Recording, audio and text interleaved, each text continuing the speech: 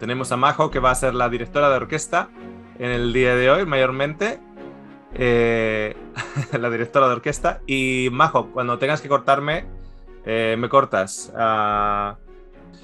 Quería, antes de comenzar con una oración de agradecimiento por esta reunión, quería recordar, yo no sé cuántos de los que están escuchando han visto el testimonio de mi esposa, pero me sorprendió esta semana una hermosa pareja de Argentina que había visto bastantes programas, pero no conocía el testimonio de mi esposa. Y les comenté que la razón de ser, digamos, de los estudios en el sentido de los conceptos, etcétera, el núcleo principal es mi esposa.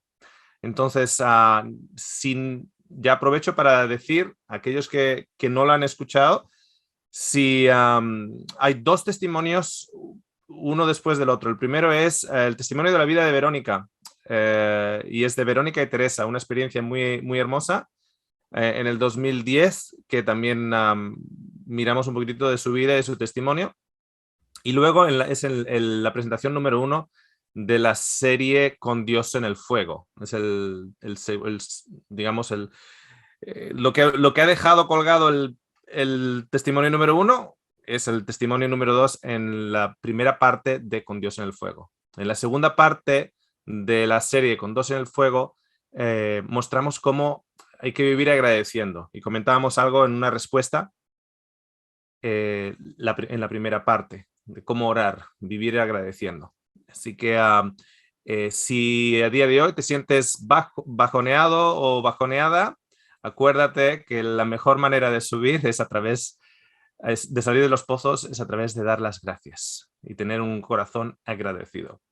¿Okay?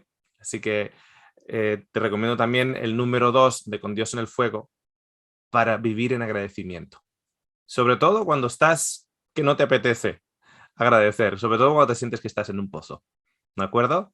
Así que vamos a comenzar con una oración y luego Majo va a dar paso a la primera persona, con un énfasis a aquellas personas que quedaron pendientes en la primera cita, porque queremos que todos tengan esa oportunidad. ¿Okay? Si no están aquí, evidentemente, pues pasaremos a la siguiente. Muy bien, vamos a comenzar con una oración. Gracias, Señor, por la oportunidad que me das de estar entre tantos amigos, por la oportunidad que nos das a todos nosotros en compartir de tu amor, en compartir el testimonio de cómo has estado trabajando en nuestras vidas, cómo nos has hecho libres con el poder de tu amor, el saber que nos amas y el saber, Señor, que podemos estar libres del odio, del rencor hacia el prójimo y que somos libres de amarlos también. Te agradecemos, Señor, en este tiempo que nos reúnes aquí juntitos para que tu espíritu, tu carácter sea manifestado, Señor, a través de esta reunión. Te lo agradecemos en el nombre de Jesús. Amén. Ok. Bueno, no sé si te parece, Oscar, por ahí empezar por un testimonio, así voy chequeando si las personas que hicieron la pregunta el sábado pasado están acá. Perfecto. Perfecto. Entonces sería Patri, de Colombia, que está por ahí. Ahora te voy a enviar, Patri. Hola, Patri. Ok, bueno, muchos saludos desde Colombia. Esta vez el corazón va completo ya.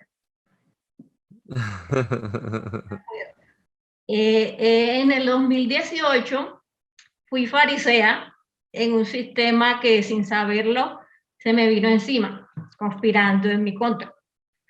En octubre de ese mismo año me radiqué en la capital de mi país y comenzó una vida de estrés físico y psicológico. Para el 2019 mi fe empezó a enfriarse, así como el clima de acá, bastante frío. En el 2020 con la pandemia la empecé sin empleo y pretendía, como dice la Biblia, volver a mi tierra y a mi parentela de donde salí, pero Dios no lo permitió para mi bien. En febrero comencé a ser afligida por una enfermedad y no contaba con los servicios de salud porque no estaba empleada.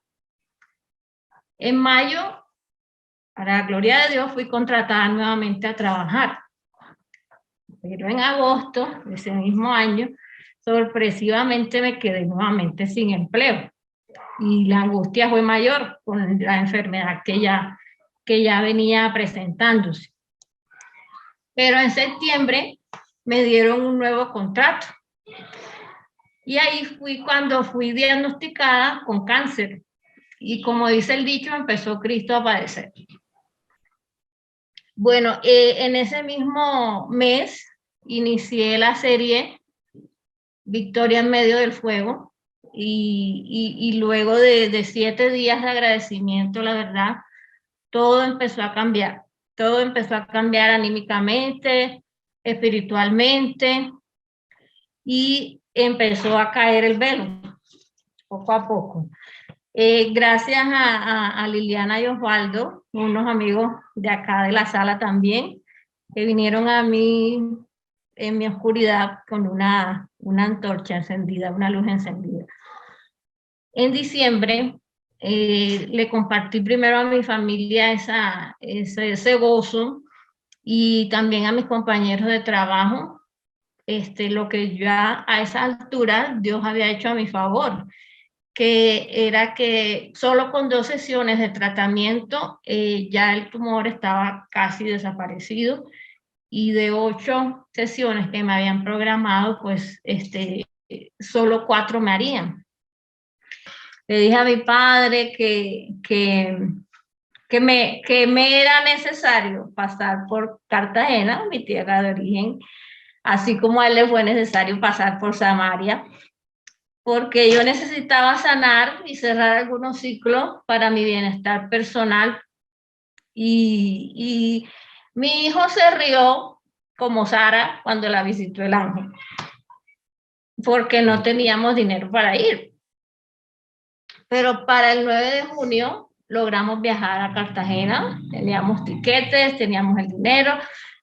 Mi padre dispuso todo conforme a sus múltiples riquezas, porque conforme a mi bolsillo no alcanzaba, no se podía. Así que ahí tuve una grandiosa experiencia de aceptación con un familiar con el que por ese fariseísmo que les hablaba al principio, pues había mucha distancia y mucha barrera. Y pude también enfrentar el temor de volver a esa sociedad que un día me señaló y pude testificarles de cómo mi padre utilizó el cáncer para bendecirme, cuando el enemigo en realidad quería era destruirme. A día de hoy, ¿cómo estás? ¿Cómo estás de salud? ¿Cómo te encuentras?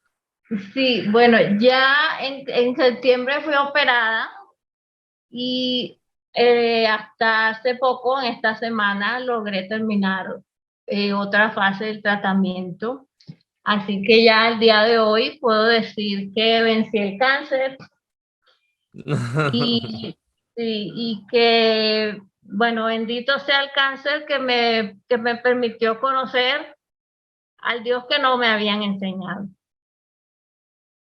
A veces Patri, parece una contradicción, ¿no? Pero si entendemos que todo acaba viniendo para bien de una u otra manera y a veces no en el tiempo, muchas veces no en el tiempo que nosotros deseamos, cuando estamos en mitad del túnel, el túnel nos parece tan largo, pero siempre hay algo, siempre hay algo que va a trabajar para bien y evidentemente al final de todos los días, de todos los tiempos, vamos a poder ver todavía la imagen en su dimensión más completa, ¿no? Te queremos mandar un abrazo muy fuerte a Patri y seguimos, que sigue adelante, agradeciendo al Señor. Muchísimas gracias por compartir tu testimonio, tu fuego y tu Salvador a través del fuego. Así es, ahí va completo. Bueno, Oscar, sí tenemos preguntas del sábado pasado, ahora la voy a estar buscando. Okay. Marimar quiere hacer una pregunta sobre el Yom Kippur. Ok, me comunico desde Apartado, Colombia. Ajá, Soy la hermana de bienvenida. ¿Cuál es Paz, tu pregunta? soy la hermana de Paz y la que acaba de contar el testimonio. Ah, ok. Ok, fantástico. Bien. Voy Tenías una pregunta del... Sí, una pregunta y por ahí voy a decir otra cosita más. Ya. Con respecto al estudio del Yom Kippur, tuve la oportunidad de escuchar las 3 sesiones, por decirlo así. Ujú. Pero tengo como, no sé si fue que no lo entendí perfectamente o tengo una dudita por allí. O sea, Dios le mostró a Moisés el santuario, ¿cierto? Terrenal, cómo le iba a hacer. Eso fue literal, eso es real, porque en la Biblia lo registra. Yo lo he entendido así. Entonces, con el estudio, a mí no me quedó claro si el santuario realmente era, por decirlo así, una fiesta pagana, era un ritual que tenían los que se hacían llamar sacerdotes, los paganos, y tenían al pueblo engañado de esa manera, porque vemos que el santuario en sí eso se cumplió en Jesús. Jesús era el chivo expiatorio, eso lo entendí perfectamente. ¿Cierto? A Jesús lo sacaron fuera de la ciudad, Jesús fue que lo mataron, todo eso. Pero en sí, o sea, el ritual del santuario, porque la iglesia adventista, porque conocí la iglesia adventista y como dijo Padre ahorita, pues no había conocido al Dios que nos habían enseñado. Esto lo tienen prácticamente como una doctrina. Entonces, el santuario en sí fue o es real o no lo es. Toda la práctica que se hacía del santuario. Fíjate, Marimar, que en el Antiguo Testamento, si tú miras en el libro de Levíticos, no hay duda alguna. Si solo lees el libro de Levíticos, por ejemplo, donde hablan de las diferentes rituales para el perdón, para crear paz, para holocausto, para limpiezas, etcétera, así es como vas a estar limpio, así es como vas a ser perdonado, así es como vas a ser limpiado de tus pecados, en todo ello. Cuando llegamos al Nuevo Testamento, resulta que nos dice el libro de Hebreos que toda esa sangre no limpiaba y no quitaba pecados. Hay una contradicción. O sea, por ejemplo, si tú solo lees el Antiguo Testamento y solo lees el Torá, los primeros 5 libros, o el Tanaj, que es la Biblia judía, que son lo que nosotros llamamos Antiguo Testamento. No hay duda de que un varón tiene que ser circuncidado. No hay duda alguna. O sea, eso no se cuestiona. La circuncisión de un varón a partir de los 8 días o de un varón que se adjunte a Israel no se cuestiona. Sin embargo, Pablo habla en contra de ello. O sea, si solo te basas con el Tanaj o solo te basas con el Torá, no hay duda.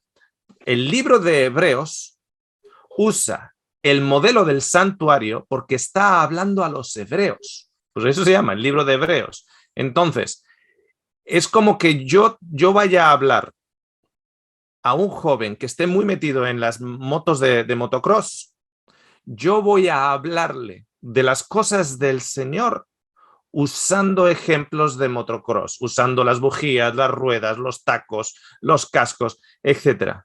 En realidad, yo estoy, digamos, endorsando o estoy apoyando el motocross. No necesariamente. A mí lo que me interesa es transmitir un mensaje con ese joven en el cual el punto común es la motocross. El libro de Hebreos, el punto común es el santuario. Pero cuando nosotros estudiamos el libro de Hebreos, nos damos cuenta que lo que hace el autor de Hebreos es precisamente desencadenar una cascada de elementos en los que le quita al santuario totalmente el valor. Le va quitando al santuario totalmente el valor. Una de las cosas, por ejemplo, que vemos es el sumo sacerdote tiene que ser de la línea de Leví. Entonces, el libro de Hebreos tiene que contestar al hecho de que Jesús viene de la línea de Judá. No puede ser nuestro sumo sacerdote porque no viene de Leví, viene de Judá. Si ahora Jesús ha venido a acabar con los sacrificios, ¿qué había de malo en esos sacrificios que había que acabarlos? Y si decimos, no, los sacrificios solo apuntaban a Jesús, desde ese punto de vista lo entendemos perfectamente. Lo que no entendemos perfectamente es por qué en el Antiguo Testamento no nos dice que apunta a nada. Nos dice que ese cordero no está apuntando a nada, sino que esa sangre está purificando el templo, esa sangre te está purificando a ti como pecador. Entonces, lo que ocurre con el santuario, cuando tú ves los procesos en el santuario, son procesos en los cuales tenemos a un Dios enojado al que hay que satisfacer con sangre. Es un Dios enojado que hay que satisfacer, porque si no lo satisface, y de esa manera va a llover sobre tus campos, y de esa manera vas a tener trabajo, y de esa manera vas a ser fértil, y vas a tener hijos, etc. Todavía tenemos esa mentalidad con nuestras oraciones. Tenemos una mentalidad en las oraciones de santuario del antiguo pacto del Antiguo Testamento. ¿A qué me refiero con ello? Si una persona está enferma, hay que ayunar y hay que estar en las rodillas todo el día. ¿Por qué? Porque cuando Dios vea que estoy ayunando, que estoy infligiendo hambruna, una huelga de hambre, es lo que hacía Gandhi con las autoridades inglesas. Gandhi dice, yo voy a parar de comer cuando esto aparezca en los periódicos y afecte a las autoridades inglesas, van a hacer lo que yo demande. Si había guerra entre los pakistaníes y los hindús, los musulmanes y los hindús, Gandhi entraba en huelga de hambre, porque de esa manera se paraba la guerra. Entonces, nosotros hacemos lo mismo. Nosotros vamos a entrar en un ayuno sin comer, porque cuando Dios, que en realidad quiere hacernos daño, nos vea que estamos afligiendo nuestros corazones y nuestros cuerpos y me estoy muriendo de hambre, en esto le hacemos cambiar de opinión. Eso es puro paganismo. Eso partimos de la base de que Dios en realidad está en contra de nosotros y nosotros ahora le tenemos que cambiar la opinión. Si mi hija está en el hospital, yo le tengo que cambiar la opinión a Dios porque está en el hospital, porque de una u otra manera mi hija va a fallecer. Entonces yo le tengo que cambiar esa intención a Dios o le tengo que despertar porque no se preocupa de mi hija. Entonces, ¿cómo voy a llamar la atención de Dios? Yo ayunando. Entonces yo no como y no hago más que cada hora, bum, bum, bum, bum, bum, recordándole que tiene que sanar a mi hija. Porque de esa manera le voy a cambiar la opinión.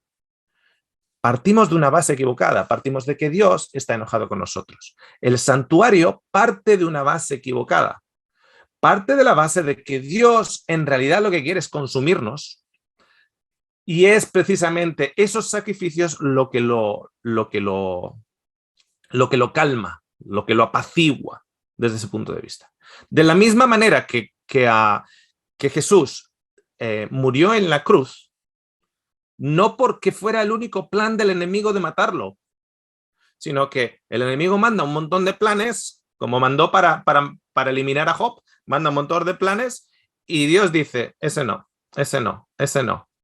Que hay un plan que va a ser entregado, traicionado por sus propios discípulos, entregado a los gentiles, crucificado, ese sí. Dios todavía tiene que autorizar el plan, pero es malvado lo que lleva a la muerte de Jesús. María Magdalena nunca hubiese crucificado a Jesús.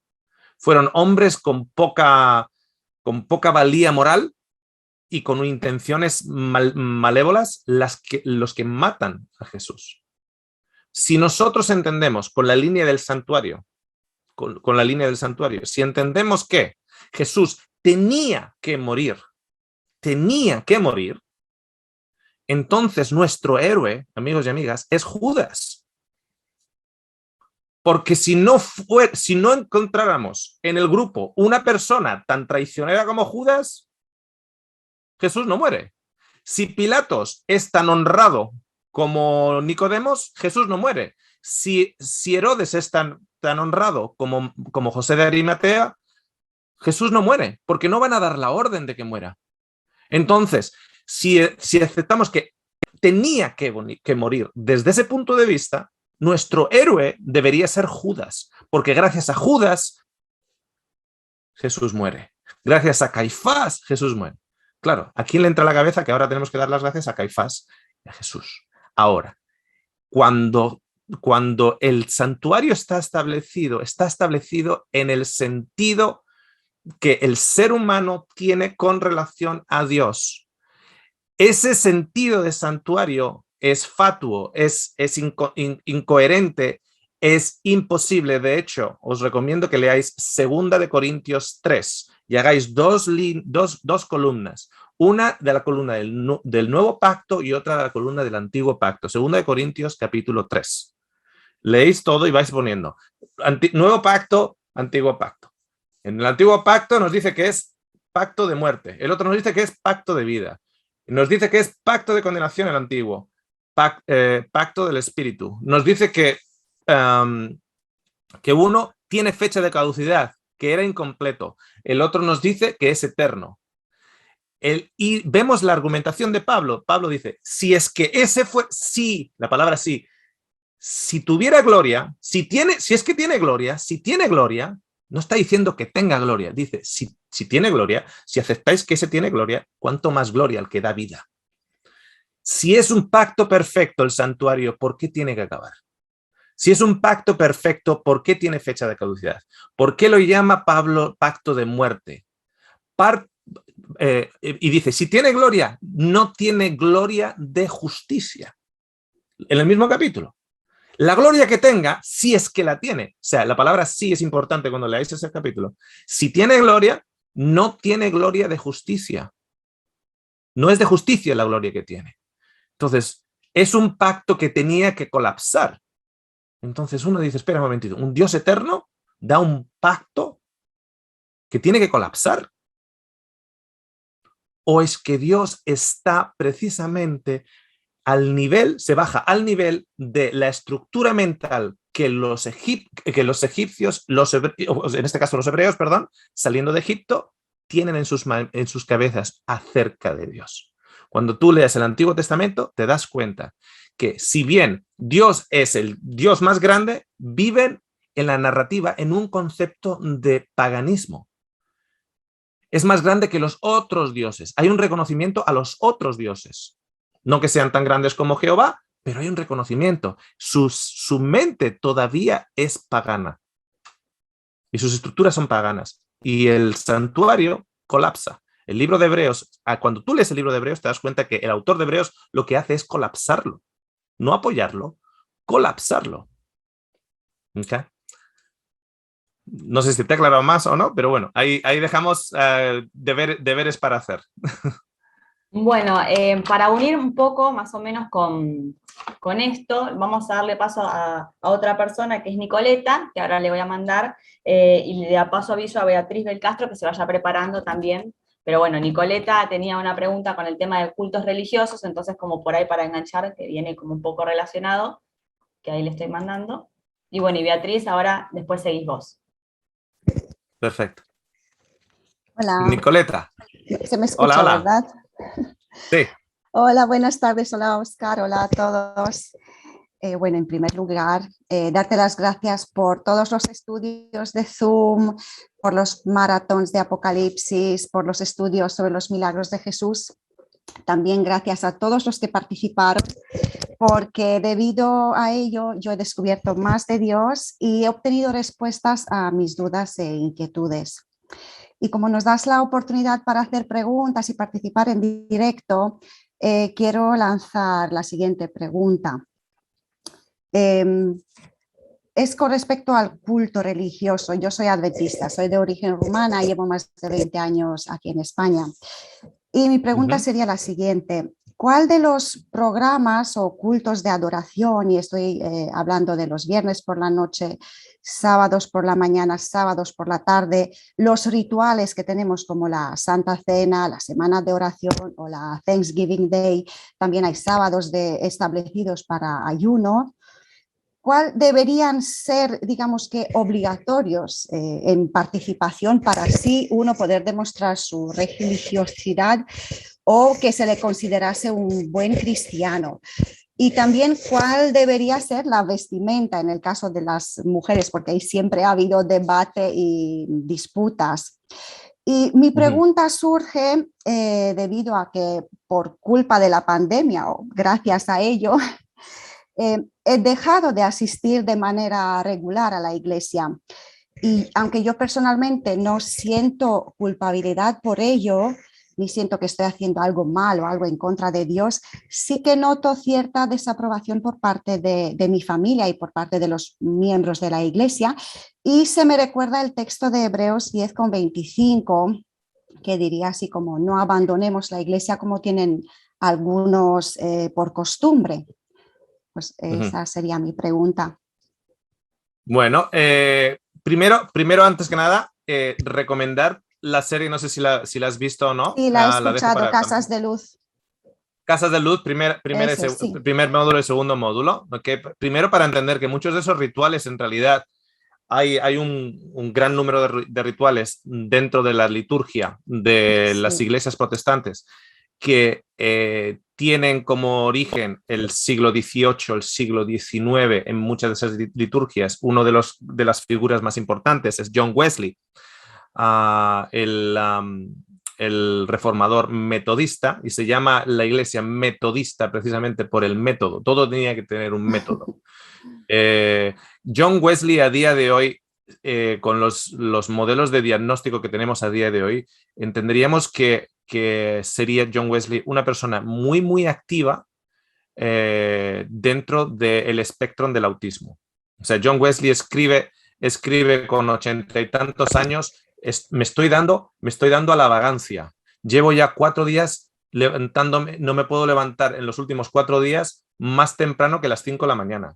O sea, cuando tú tienes 80 años, 85 años y tienes que, o sea, llevas 4 días seguidos, en lugar de a las 4:30 te has levantado a las 5 y ves que hay una crisis en tu espiritualidad, hay una especie de control, ¿no? Cuando hablamos del espectro de autismo, no estamos hablando de lo que se llama high performance, o sea, muchos neurocirujanos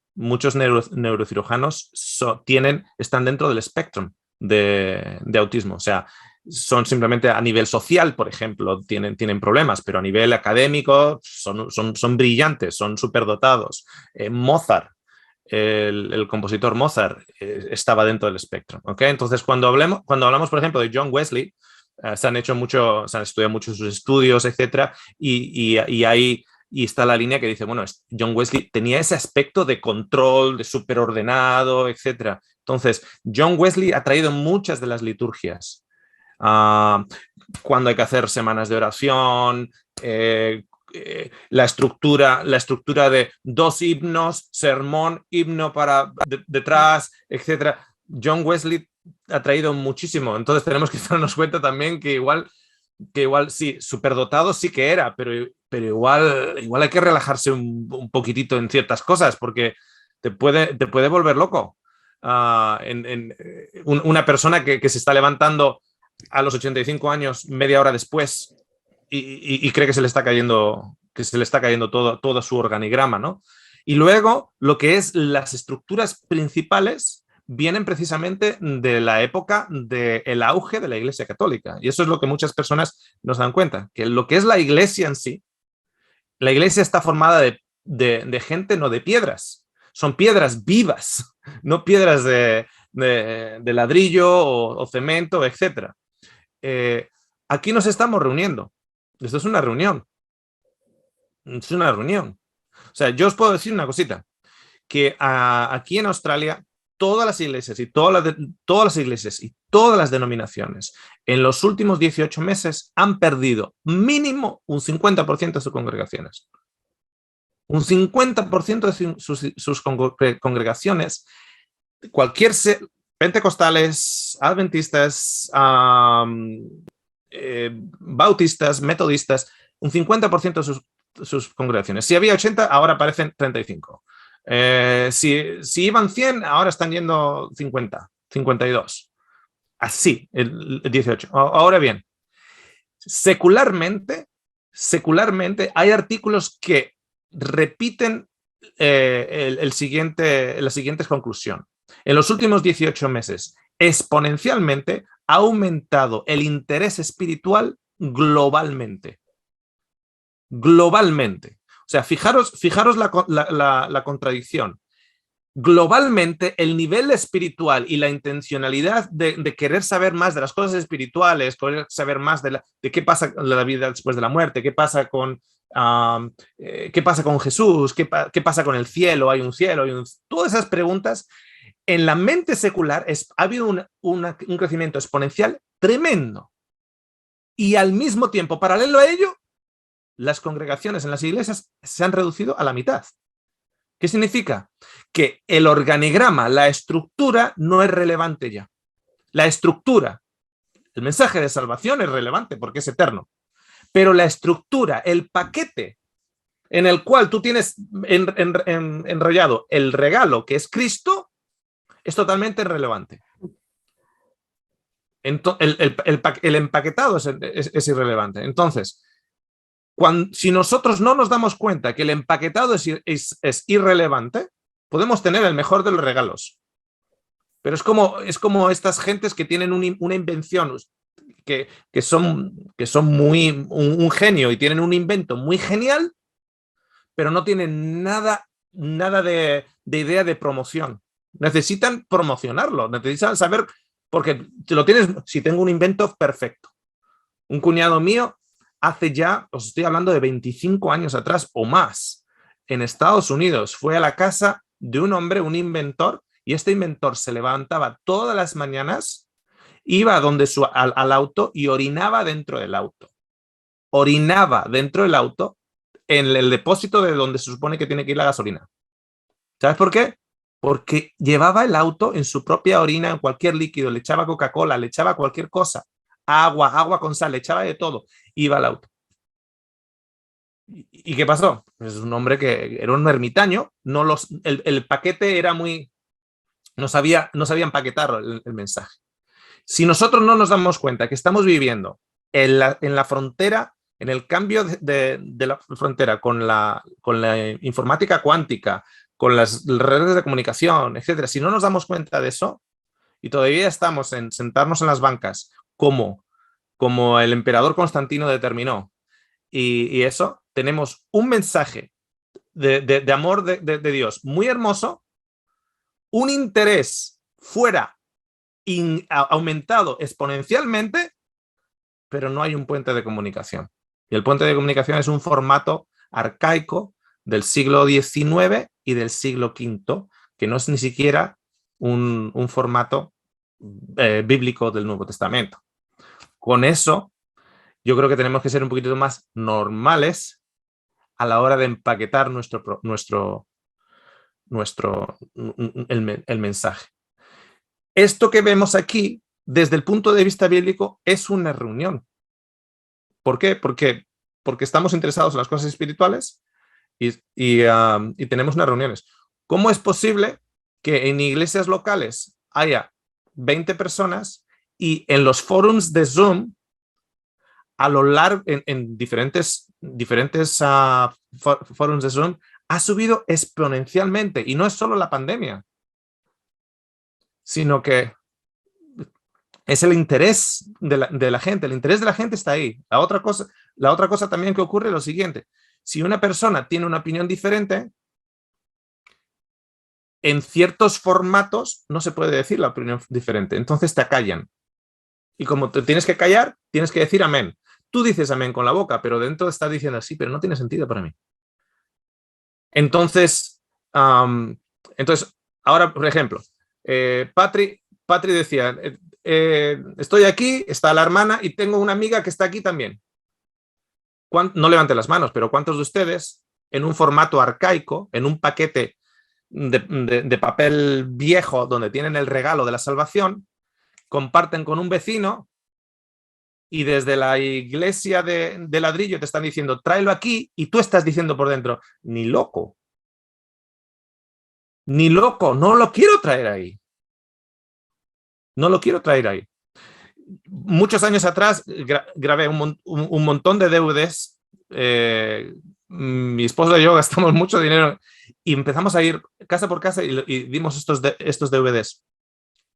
Y había una señora en la iglesia que le escuché decir al esposo, tú no vayas, tú no vayas.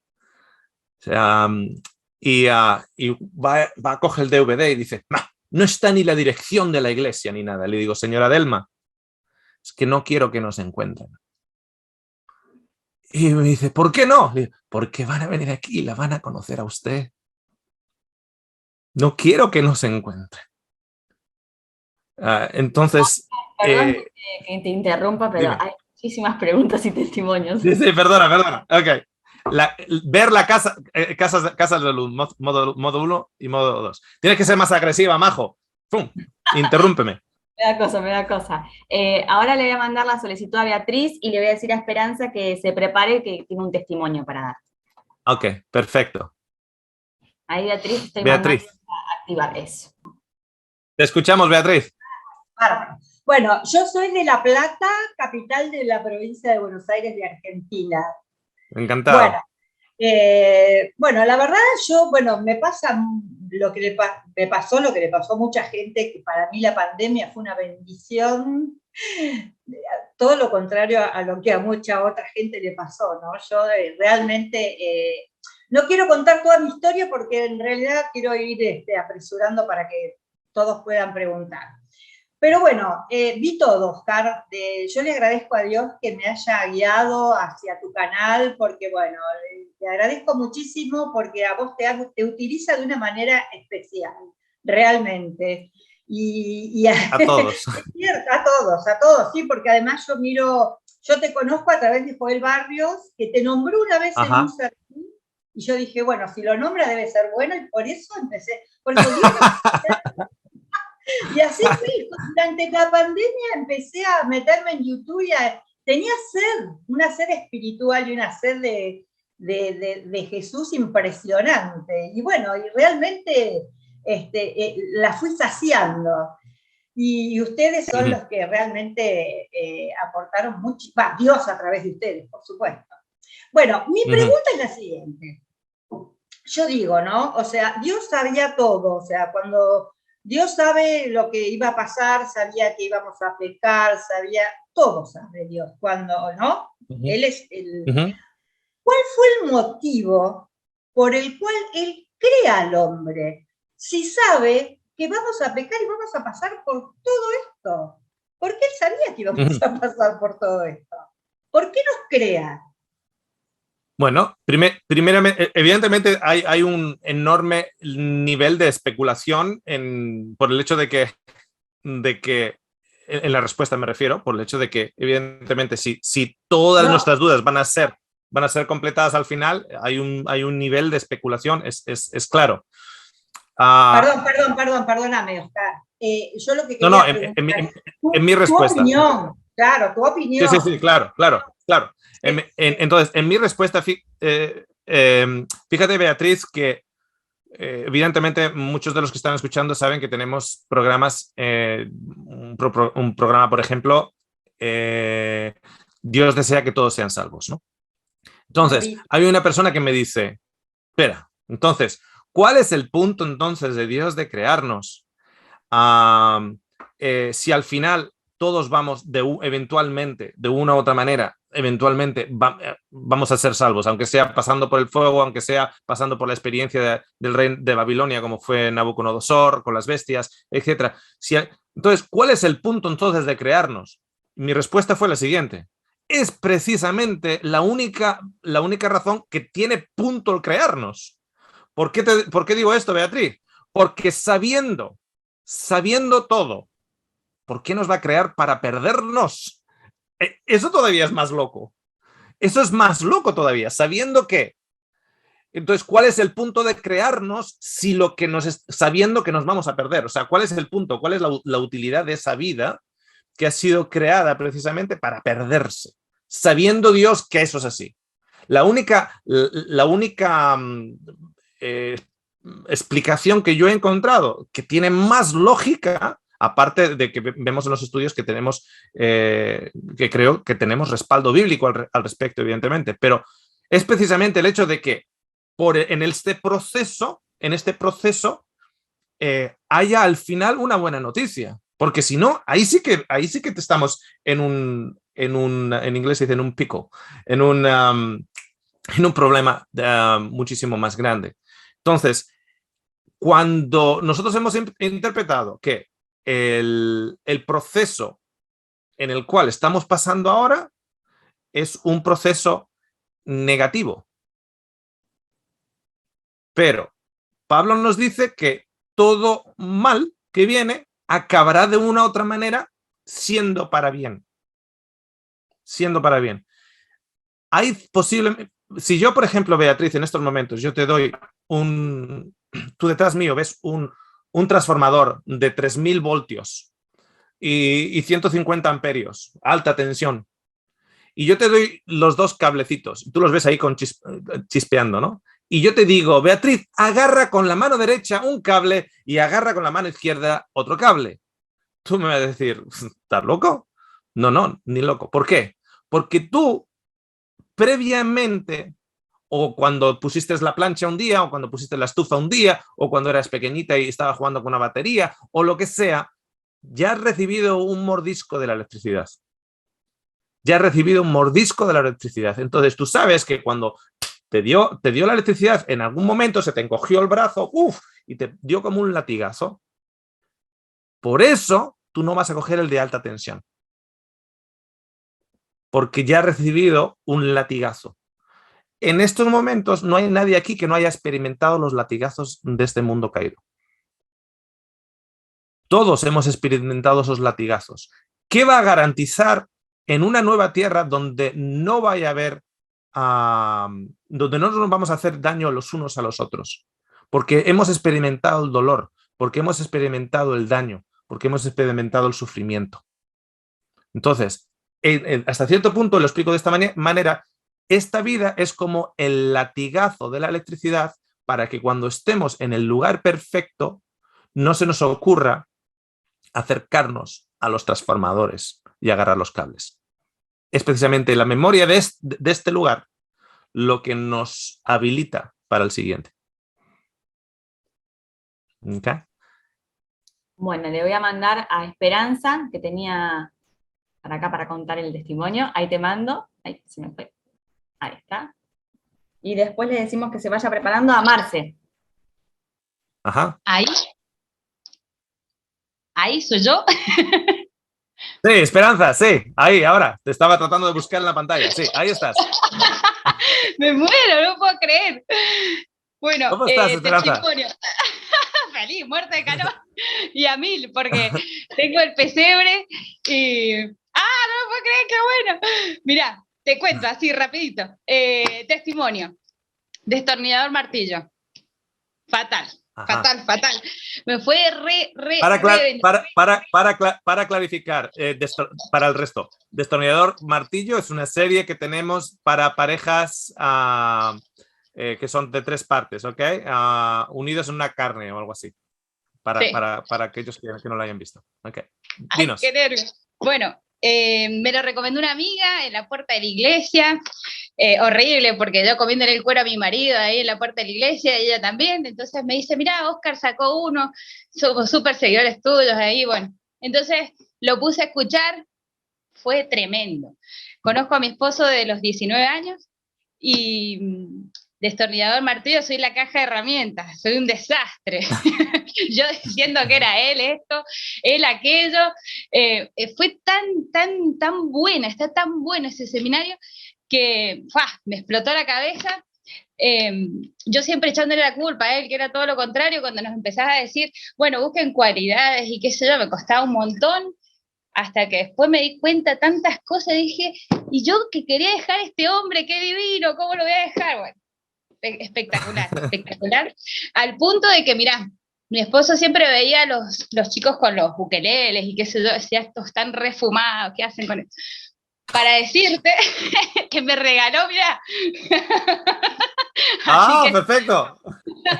Estoy con las clases, me cuesta un montón, tengo los dedos duros, pero bueno, como soy maestra del Ministerio del Niño, soy directora también, y con lo que escuchaba, y también me pasa que veo la gente que va a la iglesia, que escucha todo lo que nos cuentan, que es un gran cambio para nosotros escucharlo. A mí me ha pasado, por ejemplo, Dios desea que todos sean salvos. Me pasó como que yo enseñándole a los niños de una manera y después que te escucho digo, pucha, pero yo no quería que fuera este. Me sentí re mal, me sentí pésimo pensar de que Hitler no, ¿viste? O sea, señor, todo bien, pero Hitler no. Entonces me hizo pensar de una manera diferente. Te digo que hasta me tiró a la cama unos pensamientos que vos das, decís, ¿cómo puede ser? Este está re loco. Y con una amiga Eso dice mi madre.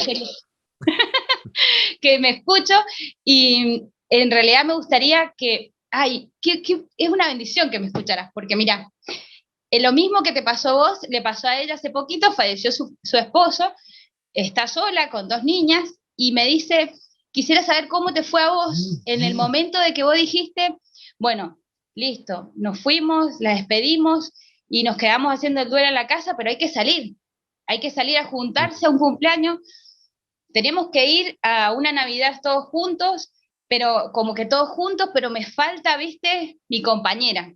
Entonces me gustaría que le dijeras algo a ella, que ya lleva un buen tiempo, pero le está costando salir, le está costando muchísimo. Yo sé que es un proceso, pero el hecho de salir y decir, bueno, a ver, la reunión de la escuela, la reunión con las chicas, todos van con su esposo, todos van con las canastas, y como que esa parte, viste, que es re difícil, y me gustaría, la final la pregunta mía la opté por dejarla de lado para que haga una palabra de aliento, porque ella me contaba que su esposo, antes de fallecer, él sufría de bipolaridad, y me dijo, escuchando los videos de Oscar, el médico el último le dio el alta, le dijo, vos ya no estás más bipolar, vos estás más sano que yo, le dijo. Entonces me gustaría que le pudieras decir algo a Sandra, que en este proceso, que solamente vos y lo que los han pasado, que están solos, lo puede llegar a entender mejor. Mira, yo pienso de mi esposa todos los días, no a todas horas. Yo en estos momentos, ahora me has traído la pregunta, entonces me viene ya a la mente.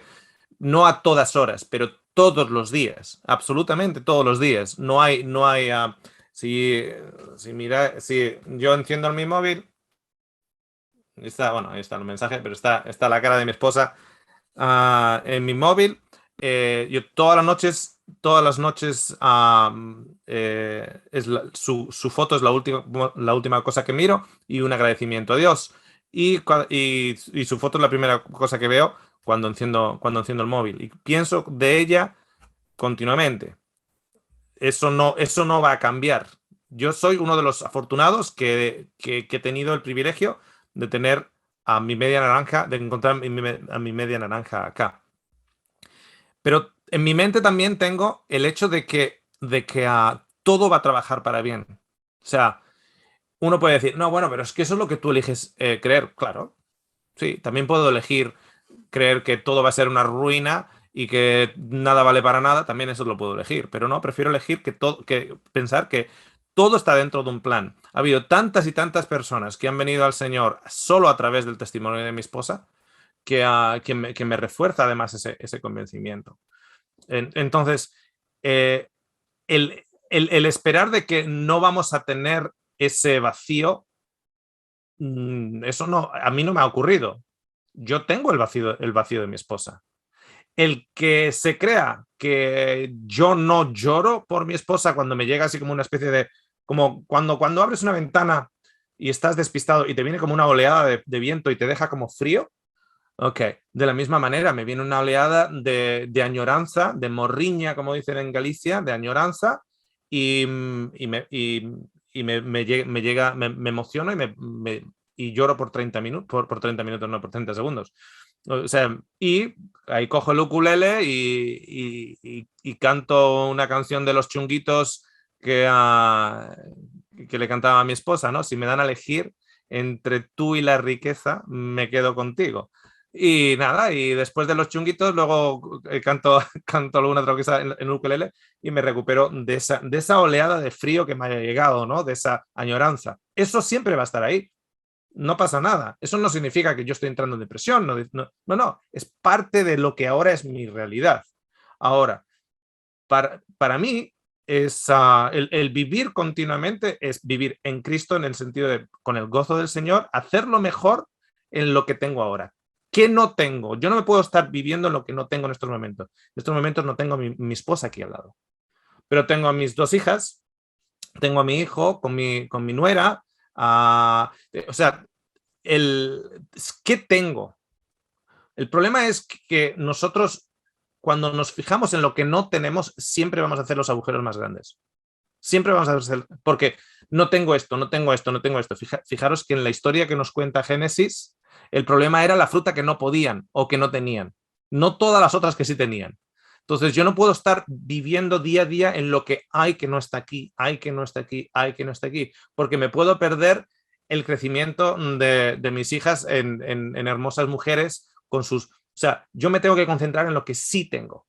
Y cuando me vienen esas oleadas de emoción, de morriña, de echarla de menos, etcétera, pues me cojo el ukulele, canto con el ukulele Juan Luis Guerra, que dice, si tú no bailas conmigo, prefiero no bailar. Y me recuerdo de ella y es mi momento personal con el recuerdo de mi esposa.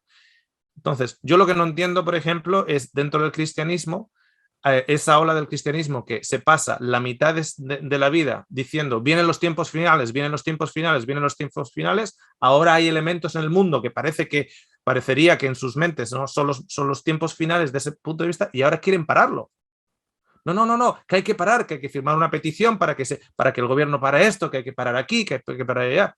Parar, con lo que yo añoro a mi esposa, que se suelten los vientos, me quiero ir a casa. Pero mientras tanto, concéntrate en lo que sí tienes. ¿Qué es lo que sí tienes para poder apreciar lo que sí todavía tienes? Es lo que hago yo, concentrarme en lo que sí. Gracias, Oscar. Voy a habilitar a Marce. Hola, Oscar. Ahí estamos. ¿Cómo estás, Marcelo? Hola, ¿cómo estás? ¿Cómo estás, Oscar? Hola, ¿cómo están a todos? Feliz sábado. Bueno, nada, desde que yo, vos sabés por forma privada, de que yo hago cortito un testimonio, de que yo llegué a este ministerio, gracias a mi hermano Gustavo, mi hermano de sangre, que me hizo conocer todo esto. Bueno, mi cabeza ha dado vuelta 360 grados más o menos. Así que nada, agradezco y todos los días y cuando puedo me conecto y estoy cerca de ustedes, que son una gran familia para mí. Bueno, yo, nada, decirte que lo que yo hace poquito, hace unos meses, con lo que me dijo mi hija, con la más chiquitita, me hizo como una pregunta o me hizo como una afirmación de algo que ve en la iglesia católica, en el templo. Me surgió esa pregunta para vos. ¿Por qué seguimos mirando con tanto dolor la cruz de Cristo? Sabiendo que todo fue y es hecho con el amor del Padre, digamos. ¿Por qué? Ella, y ahora te cuento por qué. Porque ella me dice, ¿por qué ese hombre matado ahí en esa cruz? 5 años, mi niña más chica, de 5 años, Isabela, me dice, ¿por qué ese hombre matado en esa cruz? Y me empezó, y pensé a pensar, y bueno, no, en ese momento no le respondí nada. Yo había subido al altar a hacer una lectura sobre un evangelio, y bueno, ella se me acercó, yo la levanté, y atrás tenía a Cristo, bueno, y pasó eso. Bueno, y eso es una pregunta que quería especialmente hacértela a ti. Claro, muchas veces los niños son los que nos traen las preguntas más acertadas, porque implican una respuesta que no queremos oír. La pregunta de tu niña viene desde el punto de vista de cómo puede ser realmente, o sea, cuán malo era él para que le hicieran esto, y peor todavía, si era tan bueno, ¿por qué le hacen esto? O sea, trata de reconciliar en un Dios que tú le estás diciendo a tu hija que es bueno, que la ama, etcétera, un Dios que de una otra manera ha matado a su hijo. No. Jesús fue matado por gente criminal que hicieron un mecanismo de conspiración para matarlo con odio, con traición, con intereses políticos, intereses religiosos, etc. La expresión de la cruz es precisamente, vemos la decadencia humana, hasta qué punto el ser humano puede llegar en su decadencia. En 1 Corintios 1, Pablo nos habla de que la cruz es la sabiduría de Dios. Es el poder de Dios y es la sabiduría de Dios. Pero ¿en qué sentido la sabiduría de Dios? Dios sabe que cómo vamos a despertar, de qué manera el ser humano va a poder despertar de sus... a su realidad, de lo malo que podemos llegar a ser. Lo malo que podemos llegar a ser. Criticamos a otras personas en su maldad y no nos damos cuenta que podemos ser capaces de hacer cosas hasta peores. Entonces, ¿por qué ese hombre colgado de la cruz? ¿Por qué Jesús en la cruz? Porque el ser humano es malo. Porque es una imagen de la maldad del ser humano, de lo que podemos llegar a ser capaz de hacer. Fíjate que Jesús habla de unos hombres que están arrendando un viñedo, entonces van mandando mensajeros y a los mensajeros los van matando. Y luego manda a su propio hijo y a su propio hijo también lo matan. Lo matan los malos, no los buenos. Los matan los malos, no los buenos. Y van en intensidad. Entonces, ¿qué le puedes hacer a un hombre? O sea, tú me dices, Marcelo, tienes una niña de 5 años. ¿Tú prefieres que te maten a ti o que te maten a la niña? No sé si... me imagino que vas a decir que te maten a ti.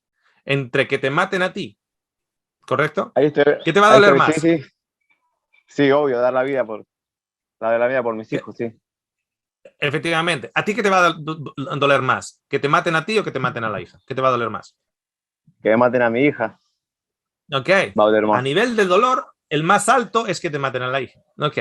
Entonces, si Dios está clamando para sí mismo de que Él es perdonador, de que Él nos ama, de que no importa lo que hagamos, que nos ama, nosotros, en lugar de aceptarlo, lo desafiamos en ello. Nosotros lo desafiamos. ¿Y de qué manera lo desafiamos? Hacemos daño al prójimo. ¿Todavía me amas? Todavía te amo. Violamos al prójimo. ¿Todavía me amas? Todavía te amo. Le matamos al hijo, que es lo máximo que le puedes hacer a un padre. ¿Y cuál es la respuesta de Dios después de que nosotros le matamos al hijo? ¿Y todavía me amas? Todavía te amo. O sea, la prueba de que o sea, si tú tienes una casa y en tu casa el vecino entra por la ventana y te roba el móvil, pero tú eres cristiano, le perdonas. Y luego entra por la ventana y te roba la computadora, pero tú eres cristiano y le perdonas. Y luego, luego tienes un dinero en un cajón y en un sobre y te lo roba. Son $2.000 que tienes ahí en la casa y te lo roba. Y tú eres cristiano y te lo... Ya. ¿Y si te mata la hija? ¿Hasta qué punto eres cristiano? ¿Hasta qué punto Dios es Dios? ¿Hasta qué punto Dios, que dice yo amo y perdono la iniquidad, y lo que yo quiero que el ser humano se dé cuenta es que no tiene que ganar mi amor ni desafiarlo, porque el desafío para con mi amor ya fue hecho en la cruz. En la cruz es un sacrificio del ser humano desafiando a Dios en su amor. Y el Señor sale victorioso diciendo, y todavía te amo. Todavía te amo. Pero lo que es la cruz en sí es una moneda de dos caras. En una cara vemos la decadencia humana, que es capaz de coger a un hombre inocente que hace el bien y matarlo por sus propios intereses de poder. Y en la otra cara de la moneda es Dios diciendo, te amo. Me acabas de matar al hijo, todavía te amo. Son las dos caras más significativas. Hay otros aspectos, evidentemente.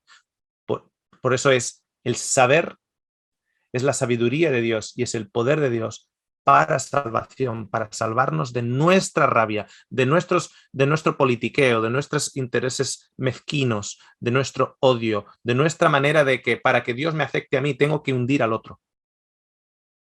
De hecho, es lo que Caifás dice. Mejor que él muera para que nosotros seamos salvados. O sea, aquí eso de mujeres y niños primeros en el Titanic, no. Aquí sálvese quien pueda. ¿Okay? Entonces, son las dos caras más principales. Hay aspectos en ellos para definir, pero las dos caras más principales son esas. Por un lado, la decadencia humana manifestada en la cruz, porque mataron a un inocente, y por otro lado, le acabamos de matar al Padre. Y todavía nos está diciendo que cuando yo os dije que os amaba, me lo creo hasta las últimas consecuencias. ¿Y cuál es la última consecuencia que le puedes hacer a un padre? Matarle al hijo. Le duele más al padre que le maten a un hijo que morir él. Oscar, perdón que te interrumpa, pero vamos como 1 hora y piquito. Y bueno, hay bastantes ¿Sí? preguntas y testimonios. Ok. Le voy a mandar Perfecto. acá a Matías. Bueno, como te habrás dado cuenta, yo no soy Matías papá. Ok. Yo soy el hijo. De paso me presento a todos los que no me conocen. Yo soy Baltasar. Bueno, también me dicen Matías, pero usualmente Balti es lo que más me apodan. Oscar, en primer lugar, agradecerte por todos estos estudios. Yo la verdad que cuando empecé a escuchar y ver las pruebas que vos refutabas acerca de la Biblia, me di cuenta que todo estaba en la Biblia y todo estuvo ahí siempre y no es nada doctrina de hombre, digamos. Y en primer lugar agradecerte por eso y agradecerle a toda la gente que oró por mi hermana y que sigue orando por mi hermana por su recuperación. Insisto en que oremos por ella. Está en recuperación de una neumonía. Así que bueno, Oscar. La hermana de tu hermana tiene 4 añitos y ha estado ingresada, solo para aquellos que no superan, ha estado ingresada en el hospital, ha tenido un procedimiento quirúrgico por la neumonía y en estos momentos está poquito a poquito recuperándose, todavía en el hospital, ¿correcto? Exacto, así es. Bueno, Oscar, como ya les dije, gracias. Y bueno, mi pregunta es con respecto al sellamiento, porque yo estuve estudiando un poco y bueno, viendo cómo vos lo presentás y viendo cómo me lo enseñaron a mí, veo que hay bastante diferencia en muchos aspectos. Y a través de todos los estudios que venimos dando, que venís dando en realidad, yo vengo participando, veo que el sello de Dios, como vos lo dijiste también y como lo dice la Biblia en realidad, es el amor de Dios. Y yo quisiera saber si el sellamiento es bíblico. Yo creo que sí, porque en Apocalipsis 7 dice, hasta que no hayamos sellado a los siervos de nuestro Dios en sus frentes. Y particularmente también veo que hay un zarandeo, puede ser, vos también hablaste del zarandeo, y va a ser una gran tribulación. Apocalipsis 7 también dice que estos son los que han salido de la gran tribulación. Ahora mi pregunta es, si cuando viene la gran tribulación es cuando se separa, vamos a decirlo de alguna manera, del trigo de la cizaña. Básicamente eso. Ok, dos cositas. Primero, con relación al sellamiento. Si ponemos el sello de Dios no conectado a lo que puede ser Dios y su carácter, cuando habla del nombre de Dios en sus frentes, que es el carácter de Dios en sus frentes, si lo ponemos fuera de ello, fijaros la paradoja que ocurre. Por ejemplo, imagínate que el sello de Dios es el sábado, ¿ok? Lo que es el sello de Dios es el sábado. Imagínate fíjate la paradoja. Matías, si puedes abrir el micrófono porque te voy a hacer una pregunta. La paradoja es la siguiente. Escucho. Si el sello de Dios es el sábado, ¿qué grupo de gente, millones y millones y millones de ellos, tienen el sábado como parte de su punto de su identidad? ¿Qué tipo de gente te referís? Sí, no, ¿qué gente, qué etnicidad? ¿Qué etnicidad tienen el sábado como su punto de identidad? Judaísmo. ¿Me entiendes? El judaísmo tiene el sábado. Pero el judaísmo tiene a Cristo. ¿El judaísmo tiene a Cristo? ¿Acepta a Cristo como su Salvador? No, a Cristo no lo acepta. Fíjate la paradoja, que puedes tener el sello de Dios y no tener ni siquiera a Cristo. No te hace falta Cristo para tener el sello de Dios. Claro. ¿Os dais cuenta la enorme paradoja que eso es? O sea, yo puedo tener el sello de Dios y no me hace falta ni siquiera tener a Cristo. ¿Me entiendes? Entonces, en relación a la tribulación, Jesús indica que no es ni como ha sido, ni como será. O sea, él está, imagínate, está en el año 30, el año 33, el año 31, el año, hay variaciones a la hora de las fechas, un poquitito, ¿no? 4 años para arriba, 4 años para abajo, pongamos en el año 30, y está diciendo que la tribulación no va a tener en naturaleza, porque habla de guerras, habla de pestilencias, todas estas cosas van a pasar. Pero cuando habla de la tribulación no va a tener no va a ser de esa índole para atrás de lo que ya ha pasado, ni de la misma índole, guerras, pestilencias, etcétera, etcétera, en el futuro. Entonces, Jesús nos dice que la tribulación no es ni de lo que ha pasado ni lo que va a venir, es de una naturaleza diferente. Entonces, cuando yo veo que la gente está poniendo un énfasis en la tribulación con la epidemia, con la pandemia, con el virus, con la vacuna, con Alemania, con Rusia, con China, etcétera, no, espera, es que es la misma, tiene los mismos ingredientes. Oscar, Jesús dice que es de otra. Dime. perdón, estoy de a ratitos pudiendo escuchar y acabo de escuchar eso. Hay una pregunta repetida que creo que se puede acomodar a lo que le estás comentando a Matías, y hay una carga tremenda y una tribulación muy grande en varias preguntas que se han planteado acerca de cómo guardar el sábado, qué compro, qué no compro, y creo que puede estar relacionado con lo que le estás contestando también a Matías. Ahí les dejo, espero seguir escuchando. Ok, entonces me voy a expandir un poquitito más, Majo, porque ya vamos a contestar 3 preguntas con ello, así que, pero de todas maneras me cortas, cuando veas que me enrollo. Bien, entonces, la tribulación tiene una índole diferente. Jesús está hablando de todas esas cosas, de las cosas que estamos viviendo, rumores de guerras, pandemia, hambre, inflación económica, todo, el gran apagón. Pero yo no entiendo a la gente con el gran apagón, pero si hay un gran apagón, te vas a la cama a las 7 de la tarde por primera vez, en lugar de estar con el Facebook hasta la medianoche. Si es una bendición que vas a dormir más. Bueno, el punto. La gran tribulación tiene una índole diferente, es de una naturaleza diferente.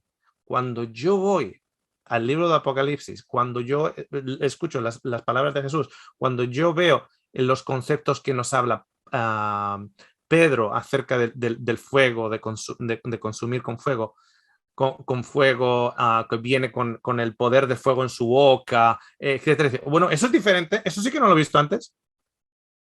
Eso es una tribulación totalmente diferente, es una índole diferente.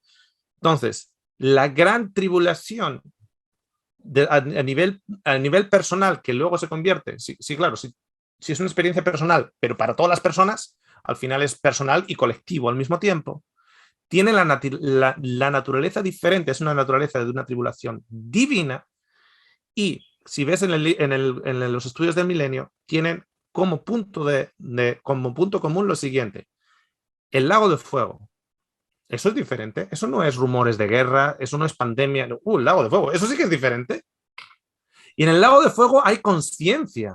¿Qué clase de fuego es ese que hay conciencia? Dice, bueno, te voy a explicar qué clase de fuego es, porque es el pisoteo del lagar. Pero no me dijiste que era el lago de fuego. Sí, es el pisoteo del lagar también. Ok. Son las 7 últimas plagas también. Son los cadáveres y huesos secos con las águilas por encima. ¿Cómo? Es el horno. ¿Cómo? Es la cárcel hasta que pagues tu deuda porque no supiste perdonar. ¿Cómo? Es el rechinar de dientes de la gran tribulación que pasa el hermano mayor fuera de la casa del padre en la oscuridad. Es el rechinar de dientes de aquellos que ven como las prostitutas están entrando en el reino antes que ellos. Es el separar el trigo de la cizaña, pero tenemos un estudio de trigo y cizaña, porque cuando la gente dice, no, hay que separar el trigo de la cizaña, yo le digo, ¿usted es trigo? A todos nos cuesta decir que somos trigo, ¿a que sí? Y si tú altamente dices, sí, yo soy trigo, dame el número de teléfono de tu esposa, porque le quiero preguntar a tu esposa a ver si ella piensa lo mismo de ti. A ver si tu esposa piensa que tú no tienes ninguna cizaña. A ver si tus hijos piensan que no te... Y la cizaña tiene que ir al fuego y el trigo al granero.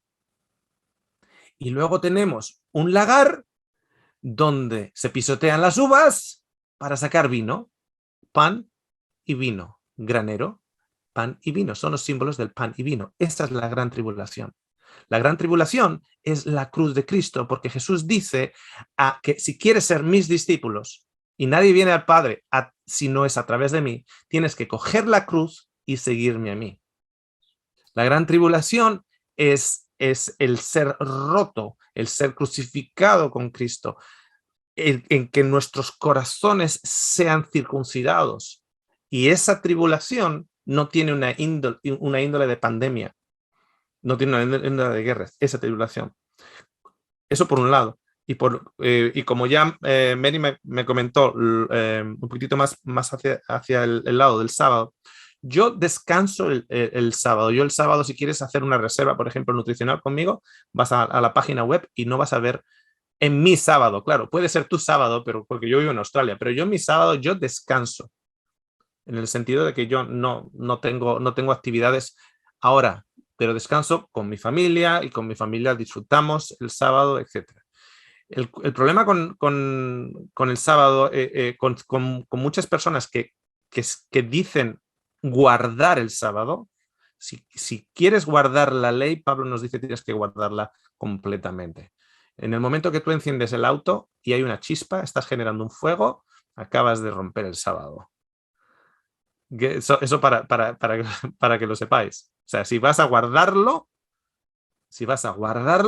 tienes que guardarlo entero. ¿Okay? Entonces yo descanso este día. Guardarlo, tú dime quién lo guarda. Y yo te voy a mostrar versículos bíblicos del Torah que te demuestran que no lo guardas, que es imposible guardarlo. De la manera que está estipulado en el Torah, es imposible guardarlo sin mancillarlo de la manera en la cual se nos ha dicho. Ahora, os voy a decir una cosa. Los 12 o 13 personas más influyentes en la banca mundial son judíos. Los más influentes en la industria cinematográfica, de las corporaciones cinematográficas, son judíos. Los bancos nacionales, que no son nacionales en realidad, es banca privada, son judíos. La sponsorización de Estados Unidos, el país que militarmente es el más poderoso, es judío. Las iglesias evangélicas dependen del reino de Israel o del Estado de Israel para que su interpretación de las profecías se cumplan. Defienden a Israel por encima de todas las cosas. Y Israel es Estado de Israel donde el sábado, mejor o peor, es el día de reposo en el Estado de Israel, entendiendo que va a haber negocios que estén abiertos, etcétera, etcétera, etcétera.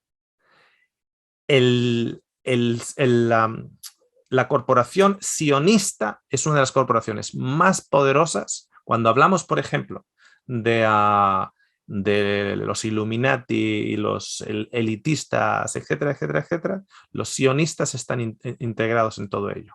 Y dentro del sionismo, que es muy fuerte en las Naciones Unidas, dentro del sionismo está el descanso del sábado como punto principal. Si un día fuera establecido para guardar a todo el mundo, tenemos que convencer a las personas más poderosas del mundo, con un poder económico más poderoso del mundo, y todos ellos quieren que se guarde el sábado, los tenemos que convencer a todos ellos para guardar el domingo. Son los más poderosos. Igual nos convencen a nosotros de que lo que hay que guardar es el sábado. Igual nos convencen todos ellos a nosotros. Porque no sé si os acordáis de que a Jesús no tenía ningún problema con Roma. Tenía problema con los fariseos. ¿Okay? Entonces, cuando la gente dice, no, te van a obligar a adorar el domingo. Me van a obligar a adorar el domingo. Ah, que tú no adoras el domingo. Yo adoro el domingo, tú no. Yo adoro el domingo, claro que adoro el domingo. Y el lunes, y el martes, y el miércoles, y el jueves. el viernes, porque Pablo nos dice orar continuamente, caminar con el Señor allá donde estés yendo. No, es que me están obligando hoy a orar. Ah, ¿que te están obligando? No. O la otra cosa es lo siguiente, me están quitando el derecho de adorar a Dios el sábado. Te están quitando el derecho a adorar a Dios el sábado. Pregúntale a Pablo, cuando pasó 2 años en la cárcel, a ver si le quitaron el derecho de adorar a Dios el sábado en la cárcel. Pero si tú adoras a Dios en espíritu y en verdad, a ti te pueden encadenar y atar a una pared. Ahora, te pueden cerrar una iglesia, claro, pero si tú tienes el concepto de iglesia de esa manera, claro que te pueden obligar a no ir a un edificio, pero te pueden obligar a no adorar a Dios. ¿Cómo pueden hacer eso? ¿Cómo alguien te puede obligar a no adorar a Dios en un particular día a una hora que a ti te dé la gana? Si adoras en tu mente a Dios, en tu mente lo estás adorando, ¿cómo te van a...? No, es que no te van a dejar ir a la iglesia. Pero para eso no necesitan el domingo. Una pandemia vale, te cierran toda la iglesia. Para eso no hace falta un domingo o un sábado para cerrarte la iglesia. Nadie te puede obligar a adorar, a no adorar a Dios en un día o una hora cuando tú quieras. Y nadie te va a forzar a adorar a Dios en un día en particular. ¿Por qué? Porque está todo en tu mente. En espíritu y en verdad. ¿Entendéis? Okay. No sé cuánto he cubierto de ello, pero... Igual dejamos el Okay. correo para que cualquier cosa puedan ahondar más en ese tema. Ahora le voy a Perfecto. pasar a Juan Ramón, que tiene un testimonio. La idea es poder meter otro testimonio más, depende de cuán reducido sea. Así que Ok, entonces Juan Ramón, si no has cogido la indirecta, a ver si nos da tiempo a otro testimonio. Bien. Hola, hola. Un placer Hola, estar Juan por aquí. Ramón. Mi testimonio es básicamente sobre cómo llegué a comenzar a ver los estudios. Yo me convertí al Señor hace unos 13 años, soy evangélico, aunque mis padres son adventistas. Cosa extraña, pero bueno, yo me convertí. Yo fui llevado por el Espíritu a la iglesia donde fui llevado por el Espíritu de Dios. Y desde entonces yo comencé poco a poco a ir aumentando en el estudio, poco a poco. Y cuando yo tenía una pregunta que no sabía cómo contestarme, porque veía muchas cosas que evidentemente no concordaban en lo que yo veía en las diferentes doctrinas, yo le preguntaba directamente a Dios, con fe de que de alguna manera Él me iba a contestar, sea por sueño, por visión o por entendimiento de la misma palabra. Pues un día, hace un año y hace 2 años casi, cuando estaban haciendo los estudios del Apocalipsis, un amigo, uno de mis mejores amigos, comenzó a hacerme preguntas sobre cosas que tenían que ver con el Apocalipsis. Y yo esto lo había estudiado desde niño, pero no lo entendía y veía las diferentes doctrinas, diferentes estudios, pero no me cuadraban, las cosas no me cuadraban. Y algunas simplemente las aceptaba, otras decía, bueno, yo no sé. Y yo le dije a mi amigo esto mismo, yo le dije, mira, yo te voy a decir lo que yo he visto, que me han enseñado de diferentes formas, pero yo no sé lo que significan estas cosas, Apocalipsis 12, Apocalipsis 13, realmente no lo sé, pero esto es lo que pienso de lo que he visto. Ahora, vamos a orarle al Señor, tú y yo. Él no se congrega, ni se congrega en ninguna iglesia. Y vamos a preguntarle al Señor y vamos a hacerlo con fe. Y yo sé que Él no va a contestar, porque cuando yo de verdad he tenido algo que de verdad mi corazón me ha inquietado grandemente, me ha llegado la respuesta. Y así fue como llegué aquí. O sea, así fue como al otro día, el Señor me trajo la respuesta por medio de los estudios, de Apocalipsis, y todo comenzó a poco cobrar sentido. No quiero decir con esto que todo lo que se dice, lo que se dijo allí o lo que se dice en los estudios, que todo eso yo estoy 100% de acuerdo con eso. No se trata de eso, sino de que en muchos puntos, bastantes puntos se han abierto los ojos y el Señor por medio de los estudios y todo esto nos ha abierto mucho los ojos y nos ha tenido los ojos abiertos muchas noches sin poder dormir, pensando en las cosas que se nos han presentado aquí. Y al mismo tiempo, esto ha hecho un cambio también en mi familia, porque yo ya venía haciendo estudios muy cristocéntricos, pero de todo esto, el resultado ha sido, de todos los misterios y todas las cosas, el resultado ha sido que nos hemos centrado en Cristo.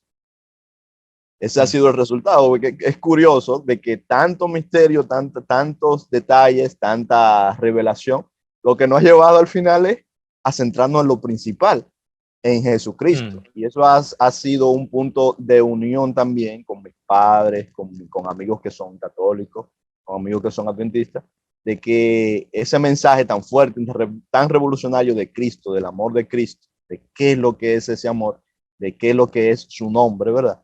Que es para mí lo más importante que he aprendido aquí, es lo que al final nos ha unido. Y ahí lo concatando el testimonio me tomo el permiso de una pequeña pregunta, y es lo siguiente, que es que yo he visto últimamente que parece que no todo el mundo acepta cuando se le habla del amor de Cristo como es, y mirando lo que Jesucristo les decía a veces a algunos que le seguían, les decía, ustedes no entienden porque ustedes no son mis ovejas, les decía, porque ustedes no son de las mías. El que es de los míos es como que el que es de los míos escucha mi voz. Entonces yo me he topado con mucha gente que cuando se le habla de esta cosa expresan un rechazo muy enfurecido cuando se le habla del amor, el amor de Dios. Entonces ahí hay cuelo esas pequeñas preguntas, que si tú crees que de verdad hay personas que no están para estar en la primera resurrección. Mira, bueno, tenemos el estudio del milenio, en el cual evidentemente hablamos de la primera resurrección, o la más importante, o la resurrección válida, y cómo hay un tiempo de entrada. De hecho, Jesús habla de un tiempo de entrada, en el sentido de que vosotros veréis, le dice a los fariseos, veréis a las prostitutas y a los recolectadores de impuestos entrando en el reino antes que vosotros. Dice que aquellos que se queden primeros acabarán siendo los últimos. O sea, daría la impresión que hay una especie de orden de entrada. En el completamiento de los tiempos con Nabucodonosor, 7 tiempos, que es en el completamiento de los tiempos, él viene a sus sentidos. Esa experiencia de venir a sus sentidos. Cuando, por ejemplo, vemos la parábola en Mateo 13 de los 4 diferentes suelos, tenemos el camino, tenemos las rocas, tenemos los pinchos y tenemos la tierra fértil. Siempre lo hemos identificado como 4 diferentes tipos de personas, pero también lo podemos identificar como una única persona en diferentes 4 tiempos. ¿A qué me refiero con ello? O sea, yo aquí, por ejemplo, en la zona rural donde yo vivo, hay zonas que antes eran camino compactado y ahora son campos, pero no sin haber arado, sacado un montón de piedras, echado spray a las malezas al año siguiente, etcétera, etcétera. O sea, como que el campo ha ido agrandándose, y donde antes había camino, ahora ya no hay camino. Entonces, si tú miras esos 4 suelos, como no como diferentes 4 personas, sino como una única persona en 4 diferentes etapas. La etapa en la cual estamos súper duros, la etapa en la cual estamos súper excitados, pero nos dura poquito, la etapa en la que nos ponemos muy fariseos, y luego la etapa en la cual somos más receptivos. Yo suelo decir a la gente lo siguiente con relación al amor de Dios, porque estamos tan ilusionados con el amor de Dios que se lo queremos decir a todo el mundo, y no todo el mundo en estos momentos está en ese campo ya bien roto, bien abierto, ¿ok? Nosotros aún y todo lo compartimos, tiramos la semilla y ya está. Ya llegará el tiempo en el cual ese campo sea roto por algún otro motivo, o como el hijo pródigo, que llegue a sus sentidos. Ya llegará ese tiempo. Pero lo que sí es lo siguiente: si tú, Juan, tienes un número de plantas de tomate, tú vas con tu cestita, sales de la casa, vas a tu chacra, a tu huertita, y tú miras por el tomate rojo. En la viña hay tomate rojo y hay 20 tomates verdes. Y en otra viña hay 2 tomates rojos. ¿Tú qué haces? Tú coges tu cestita, tú coges el tomate rojo, pum, y vas a la otra viña, coges los otros 2 tomatitos rojos, entras en la casa y dices a tu mujer, fíjate, 3 tomatitos rojos hoy. Pero imagínate lo absurdo de lo siguiente. Tú coges tu cestita, le dices a tu esposa, me voy a la chacra que voy a coger los tomates. Pasa 1 hora, Juan no viene. Pasa 2 horas, Juan no viene. Pasa 3 horas, Juan no viene. Tu esposa se preocupa, dice, le ha dado un ataque al corazón en la chacra, ¿qué ha pasado? Sale tu esposa, va a la chacra y ahí está Juan con la cesta enfrente de una viña, toda la viña con tomates verdes y ahí está Juan. ¡Ponte rojo! ¡Ponte rojo, por el amor de Dios! ¡Ponte rojo! ¡Rojo! ¡Rojo! Es absurdo, ¿no? Tu esposa le dice, se ha vuelto loco. Se ha vuelto loco. ¿Qué hay que hacer, Juan? Y esa viña está todos los tomates verdes, deja que el tiempo, que la lluvia, que el fertilizante, que el suelo haga su trabajo. No te quedes 3 horas ahí diciendo al tomate, ponte rojo, ponte rojo, ponte rojo. Mira a ver si hay alguna otra viña que ya tiene un tomate maduro y recoge eso y te vas a casa. De la misma manera, muchas veces estamos tan alegres y tan excitados con el amor de Dios que queremos decírselo a todo el mundo y damos con tomates verdes y le decimos, que Dios te ama, que es así, hombre, que es así, entiéndelo, yo no entiendo, ¿por qué no lo entiendes? No, eso no es así, eso no es así. Que sí, que es así. Imagínate en ese momento, Juan, estás enfrente de un tomate verde, déjaselo al Señor, deja que el sol del Señor le dé, que la lluvia del Señor le dé, que la tierra del Señor le dé, que el rocío del Señor le dé, y el Señor ya lo madurará. Tú lo miras, lo chequeas, no, verde. Ok. Muchas gracias, amigo. Nos vemos, ¿eh? Lo ¿Y te entendí vas a recoger un perfectamente. tomate verde? No se trata de perder el tiempo ahí, porque además les vas a hacer daño. Sí. Porque las plantas tienen sentimientos y si le gritas un tomate, el tomate se resiente. Te va a salir un tomate más agrio. Así que no le grites al tomate, no le discutas el tomate. Por aquí se asoma Karen, mi esposa, que es peruana. Yo soy dominicano. Vivimos en República Dominicana. Y ella sí, ella también es de la que ha pasado por todo este proceso de maduración. Dios bendiga. Largas noches conversando sobre los temas. Efectivamente, okay. Así que esa ilustración de los tomates, esto ya lo digo ya para todos, acordaros de esto. Queremos lo mejor para nuestros familiares, para nuestros seres queridos y a veces decimos, viven con tanto rencor, viven con tanto tal, tienen una imagen de Dios tan equivocada que les hace más ariscos, menos... Pero si están verdes, están verdes. No trates de convencerlos. ¿Okay? Como principio de año vamos a hacer una tercera sesión. ¿Qué os parece? Hacemos una tercera sesión el 8 de enero. Tenemos el 25 y el 25 de diciembre y el 1 de enero, que es el nuevo año, que caen más o menos al mismo tiempo. Os deseo que lo paséis bien con vuestras familiares, que tengáis en cuenta también el regalo que tenemos de poder disfrutarles un año más, un mes más y un día más. Que vivamos en armonía, siempre lo que dependa de nosotros. Recordar que un Dios de amor no hace falta ser defendido. Un Dios que no cree en las armas no necesita de nuestras armas para defenderla. Y el 8 regresamos el 8 de enero, así que tenemos un descansito ahora, regresamos el 8 de enero. Si este formato os gusta, lo que podemos hacer, aparte de los estudios, es tal vez los viernes a la noche, en directo por YouTube, podemos hacer una horita, al igual los viernes, pero bueno, lo miraremos. En principio, el próximo 8 de enero, ya en el nuevo año, tenemos una tercera sesión así de estas, y si vemos que a la gente le está gustando, igual incluimos un viernes a la noche preguntas y testimonios en este formato, aparte del estudio. Eso puede llegar a ser una posibilidad. Sin más, muchísimas gracias a Majo por ser la maestra de ceremonias, y vamos a cerrar con una oración. Muchísimas gracias a todos los que han compartido, todas las preguntas, las que se han quedado en el tintero.